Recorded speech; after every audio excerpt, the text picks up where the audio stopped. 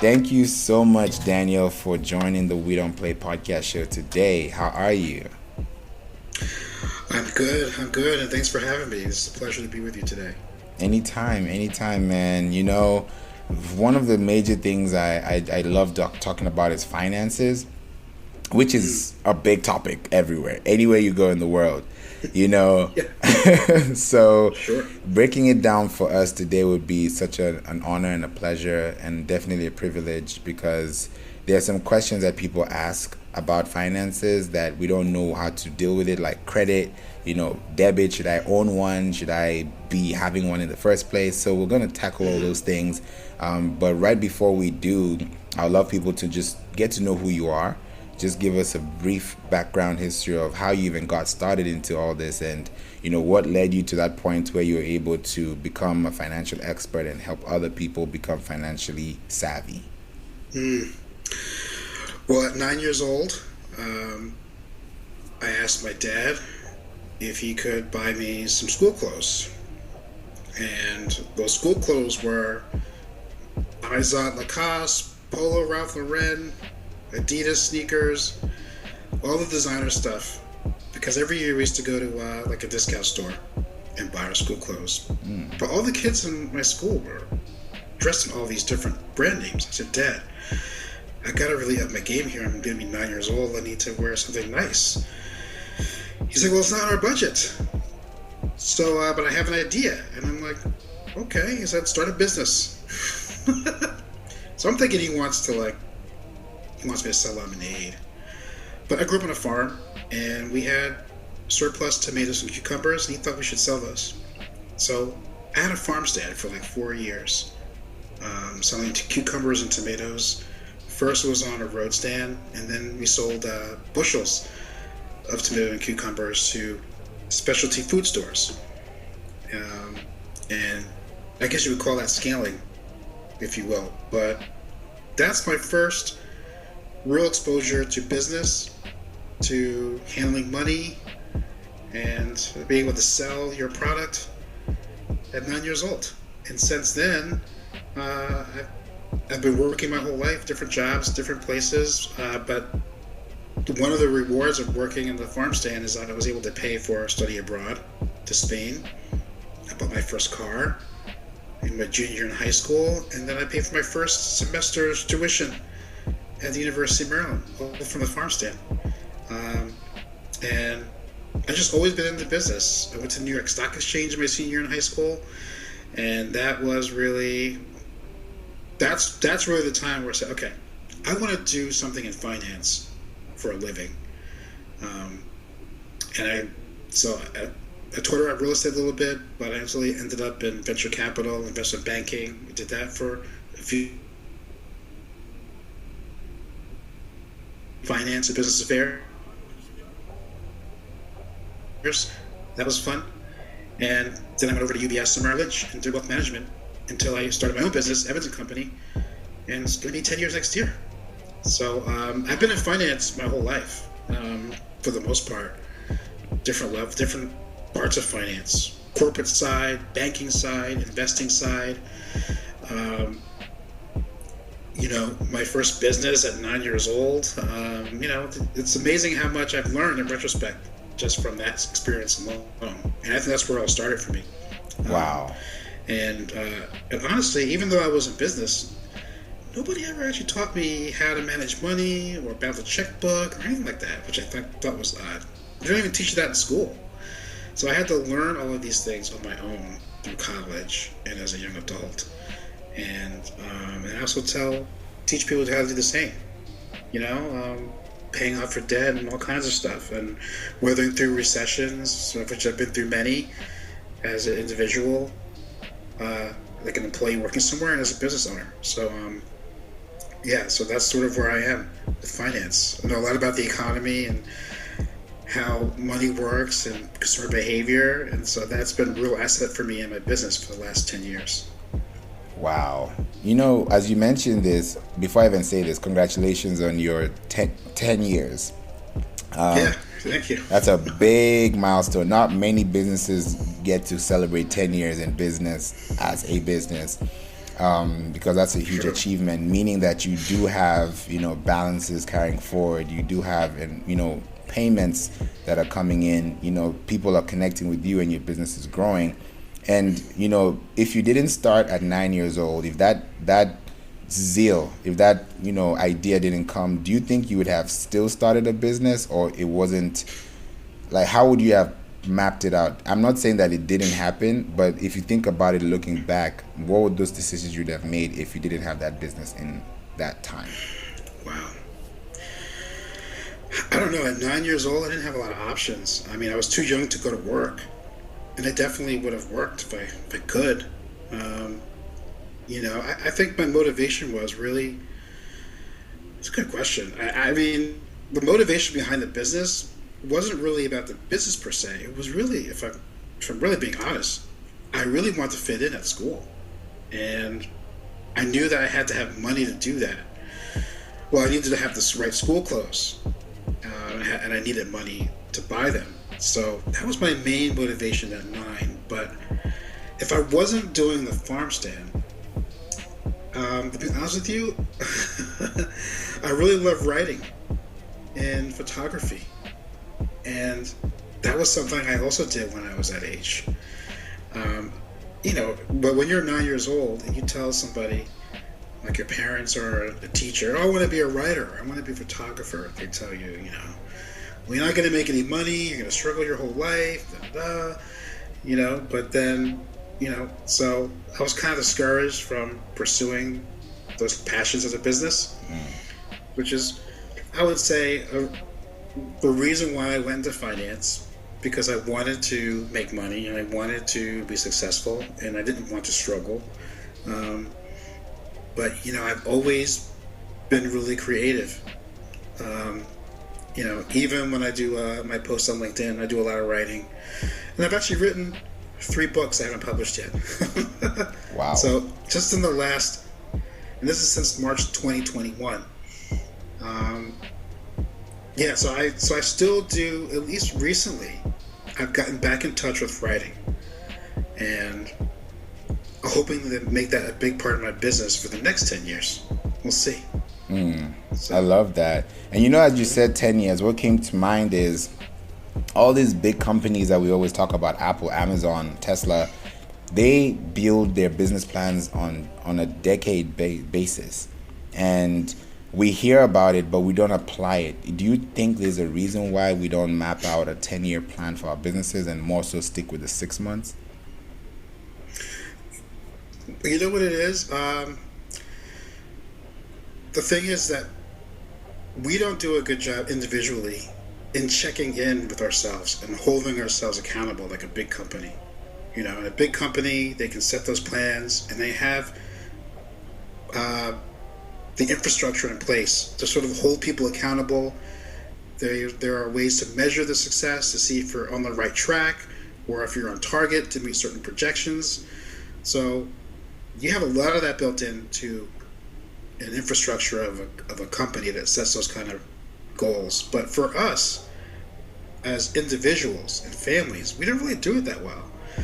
I mean, maybe married couples, they'll get together once a week and they check in and they try to, see where they are and all that good stuff. But I think you're seeing that more often with married couples. But for individuals, we don't really do a good job in, sort of holding ourselves accountable. Also, and the only way to do that is to talk to somebody about money.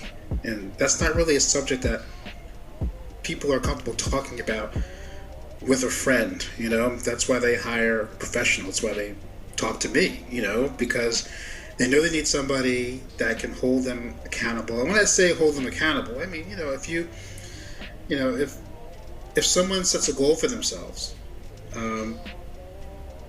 they're going to have to give someone permission to say, hey, my goal is to be debt-free by the end of December 2022, and it is now June. Can we check in at the end of August, and I can tell you where I'm at, And then let's say I'm not on target.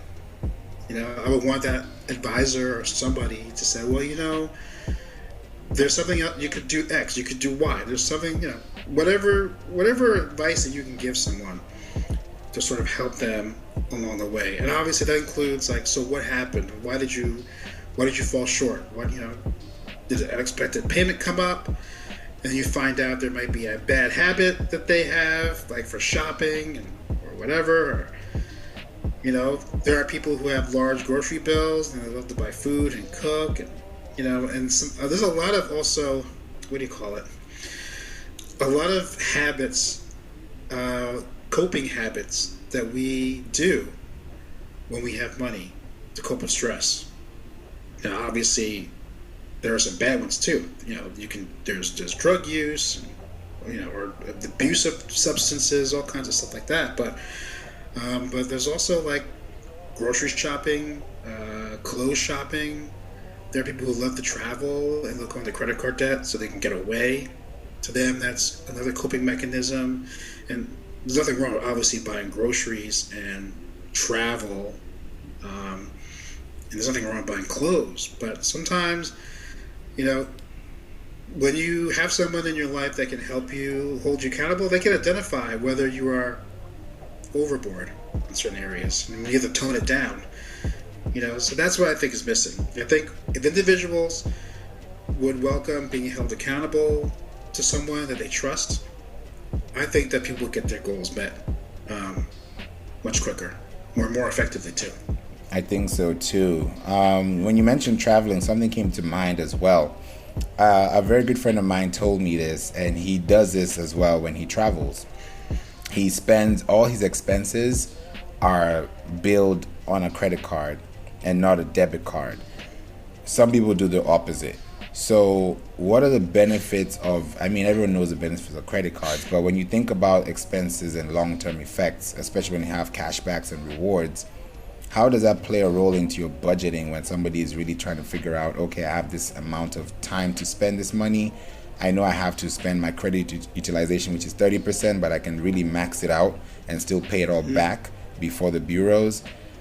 Check it. How does someone plan that so they're not 1 day late or 5 days early? Well, auto deduct is really good. You kind of set it, forget it, and then let the credit card companies pull the money out. You could do it that way.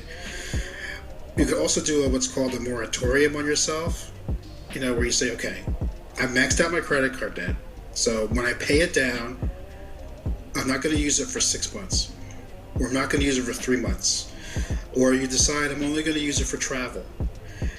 Now, I actually have a client who is a model, and she has an American Express card that she pays off every month. But here's the cool part. She racks up those reward points on American Express, and then she takes them and she travels around the world with her friends, pretty much for free. And when she gets hired to do jobs, what they do is that she pays for her expenses to go on the photo shoots wherever they are in the world. She pays for it, and then they reimburse her so that she can get the reward points when she pays it off. So not only are they reimbursing her for her travel, they're also paying for her American Express card so she can get more travel rewards. Because that's her thing. She loves to travel. Whenever we speak, she's somewhere around the world, and I never know where she is. But she's using those reward points, and I've never seen so many reward points in my life. But I think if you have a credit card that has reward points, they also help to keep your debt down. I know they're also used as a hook to get you to use the card, but American Express has a good rewards program. Amazon through Chase has a good credit card rewards program. You can go on Amazon and use the reward points to buy stuff. And if you're on Amazon all the time, you'll find yourself, using your reward points to buy stuff without actually using your credit card. So I think those are really cool ways to utilize debt. But that takes discipline. You just have to decide, okay, I'm only going to use credit card for travel. I'm only going to use credit card if I can pay it off all at once. And and there are emergencies. Don't get me wrong. And people sometimes have to use their credit card when they don't have any other means, and they have no intention of paying back in a month. Those things do happen, but they should happen very rare. It should happen very rare. Now, I have a specific question when it comes to credit cards. When you pay off a credit card and then you get charged a credit, actually you're debited, let me put it that way, a purchase, it's called like an interest purchase debit. How do you avoid those kind of bills? Like, because let's say you had a $10,000 credit line or credit limit, and then you pay off your 30%. So of course now you have a good amount to spend, but the company charges you that interest that you didn't plan to, and they say, oh, we list it as purchases. Is there a way to avoid something like that? Because I'm just asking for the people. No, not really. You see? You know what? I mean, and this is for debit cards or credit cards? Credit cards. Yeah, credit card companies are the worst. At the end of the day, they are the worst things to use, and you should avoid them as much as possible. But the reality is, if they're managed properly, they can really work for you. But the thing is that the interest rates are really high, the charges are high. You can probably get certain things waived from a credit card company from time to time if you're a loyal customer for 10 years, something like that. Yeah. But I know that during COVID they did rebate some of those interest charges, and even they waived late fees for people. But that's not normal. They're pretty cutthroat. Some credit cards charge as high. I mean, I've seen credit cards charging as high as 35% interest. It's crazy. So if someone does get a credit card, I would say try to get one that's a rate that's low. I mean, you can get a credit card for as low as 12% APY interest. And there are ones that charge even less, but you have to pay an annual fee. That could be hefty. Like American Express, they charge an annual fee. And there's no interest if you pay it all in 30 days. There's really no interest, depending on the card. But there's not a lot of credit card companies aren't known for their compassion. Put it that way. It's like you really have to manage it well if you're going to have a credit card, and if you have max balances on a credit card with a high interest, you could also do what's called a zero interest transfer to another card.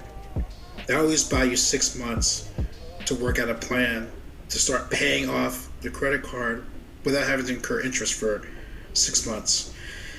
If you can pay it off for 6 months. But you could do the best you can in 6 months. That's better than nothing, because otherwise, there's really no recourse for credit card companies. They're pretty ruthless. That is true. That is so true. Thank you for bringing that up. One of the questions I also wanted to ask too, when it comes to finances, is the principle of paying yourself, because I'm sure some people have read, The Richest Man in Babylon. And it talks about, paying yourself first, and, making sure that those payments, even if it's 10%, 15%, 20%, you have that paid. But the catch is like a catch-22, because if you pay yourself, let's say 10% of your monthly income, right? Most times people put that into a savings, but other people put it into an investment fund or into a mutual fund. Now, that paying yourself part is more like investing in yourself. So how does someone decide, okay, I'm going to pay myself 10%, not that I'm paying myself to spend it, but where can I place it? Would I put it in a bank that's going to give me an interest rate of 0.06%, or put it into an actual investment fund that I can get maybe 4% APY plus? How does someone make that decision with a savvy long-term plan mindset? Mm-hmm. Well, so long term, you absolutely want to invest your money, and I'm not crazy about mutual funds. Mutual funds have a lot of fees in them, and they don't really perform that well, actually. Um, an ETF performs better than a mutual fund, to be honest with you. Yeah. But I'm not a fan of ETFs either. Okay. The S&P 500 index has been used as sort of like the standard for investing, especially if you're starting out. And I think that's a good idea. But the S&P 500 index, when it comes to investing, you want to make sure that when you're investing, that you're investing at what's called your risk tolerance. You want to know what kind of risk appetite you have. And the S&P 500 index can be pretty rough and pretty volatile. I mean, you're better off investing in a company that you believe in than the S&P 500 index. Because think about it. They say the S&P 500 index is diversified because there's 500 companies in it. However, they're indexed based on their trading volume. They're not indexed based on any sort of fundamental analysis of their performance as a company, their ability to pay dividends, none of that stuff. So you're not really getting diversification that works for you. You're just getting the index. I think it's better to own stock in one company and just keep investing in it. Like, for example, Apple. Apple Computer back in 2008 was $19 a share. So if you took $100 a month, you would own 5 shares of Apple every single month, and it remained at $19 a share for a good, I don't know, let's say a good 16 months or so. I mean, by then, you've got about $1,600 worth of share in Apple at $19 a share. If you just stopped right there and decided to put your money somewhere else, your Apple shares today would be worth 4 times that. But if you kept going for 10 years, you'd have almost 7 figures just in Apple stock.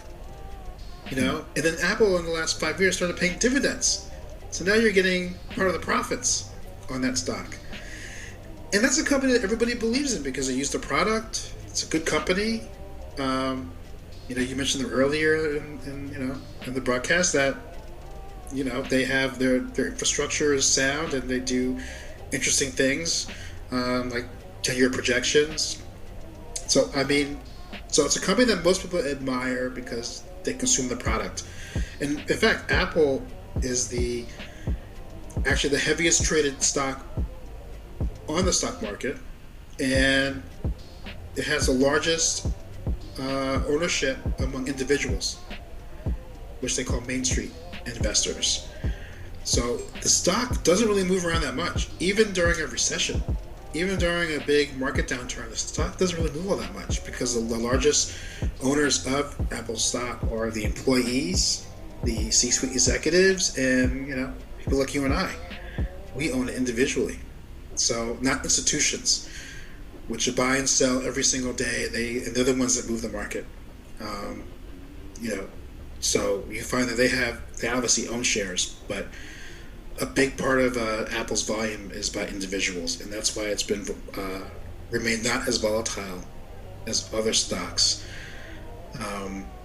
So I guess my point is that I would invest in one company that you believe in because you buy their product and because you love their product, and you have a lot of people that agree with you. It's one thing if you like the Oculus, for example, is a public company, even though I believe it's partly owned by Facebook. There are some shares that still trade.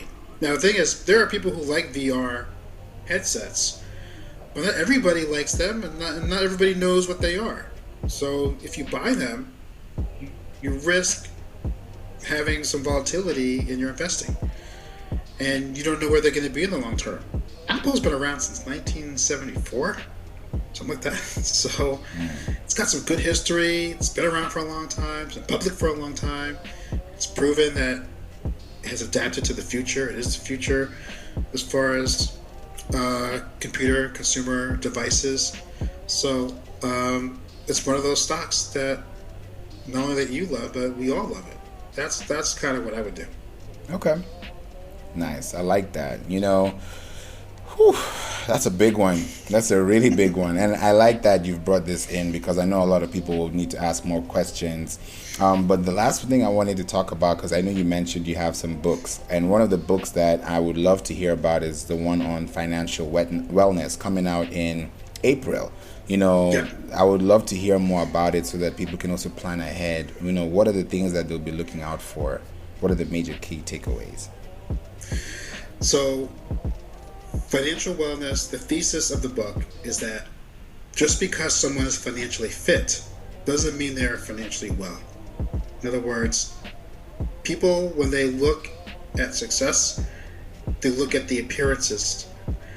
But appearances can be deceiving.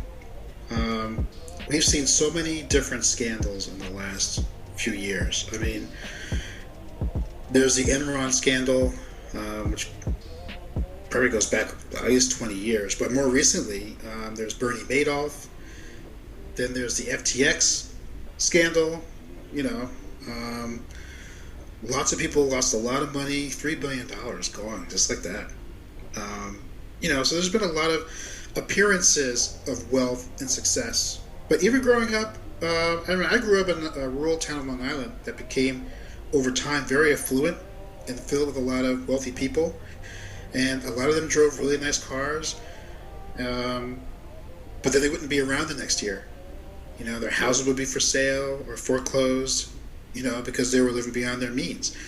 You'd be surprised. A lot of people who have a lot of money, they live paycheck to paycheck. They make $1 million a year and they live paycheck to paycheck. I would never want to embarrass anybody, but I know a family, they make $1 million a year and their legs get cut off on a regular basis. And it's crazy. So the book is not just about, people think that financial literacy is just for people who don't have money, but it's for everyone.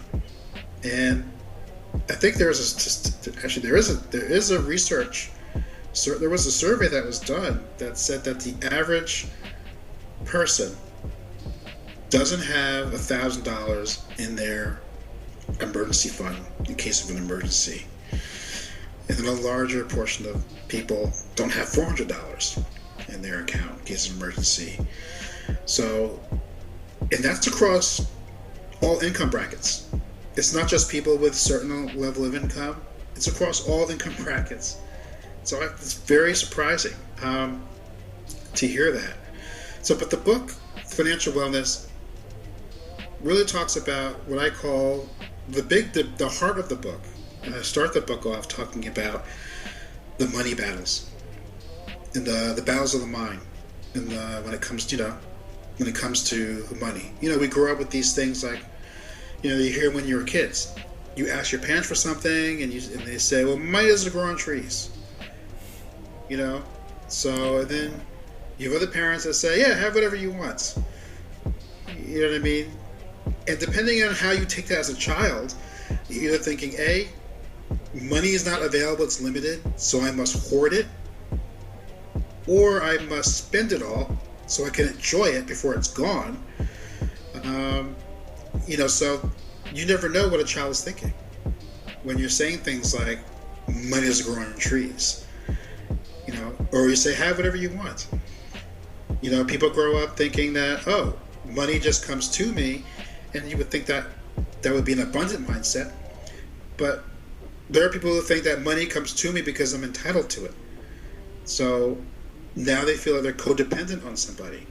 They're not thinking, oh, it's an abundant mindset. I need to go and add value, and then that value will be returned to me. I have to plant this seed and that seed. So either way, there are these words or phrases that are used when it comes to money that we grew up with. And that's what we learn about money. And so I go through what's called the 4 money mind battles. There could be spiritual battles happening in the mind when it comes to how we decide money. And let me give you, I guess I'll give you one. Like, there's complacency versus content. So there are people, when they make money, they celebrate, and they tend to not be so disciplined. They tend to think that they've arrived, and so they spend their money, and then when a bad situation hits, they don't have any money. They're freaking out. They're depressed.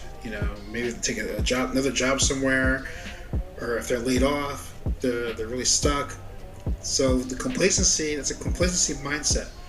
What they should have is a content mindset. So really the foundation of being content is to have discipline throughout, whether you're in good times or bad times. And the thing is that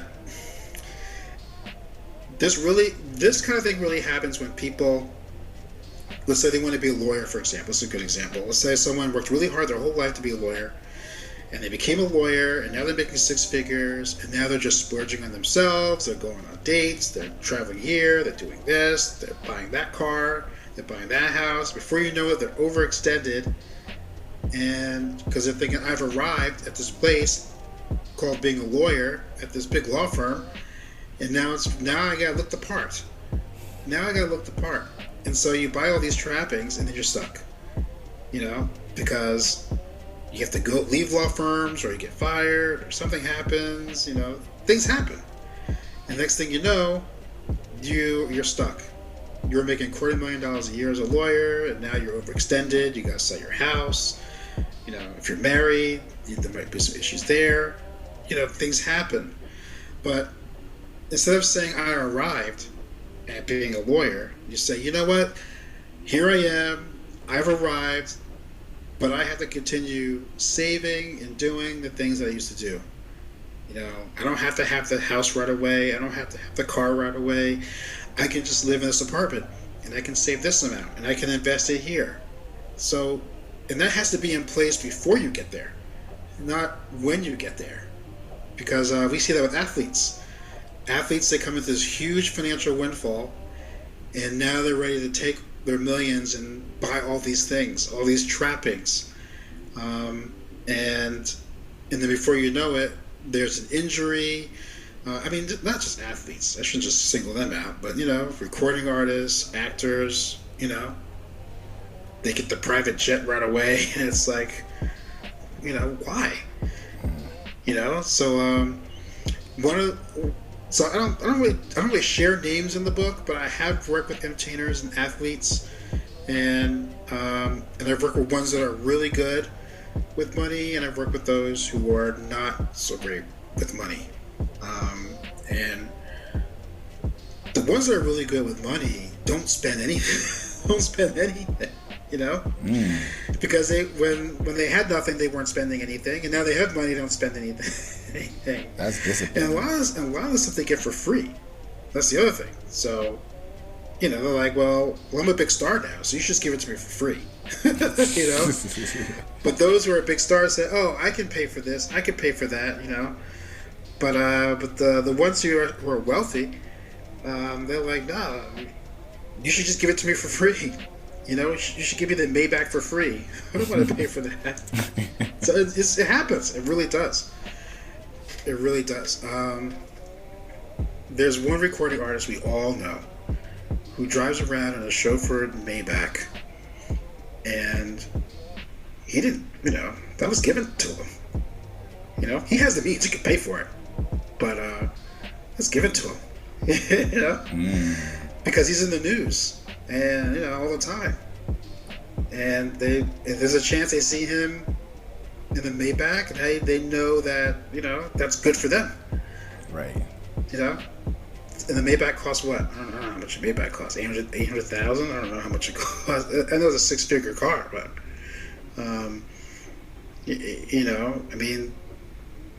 there's no advertising in the world you could spend to get the kind of reach you would get by just giving it to someone who has the reach already.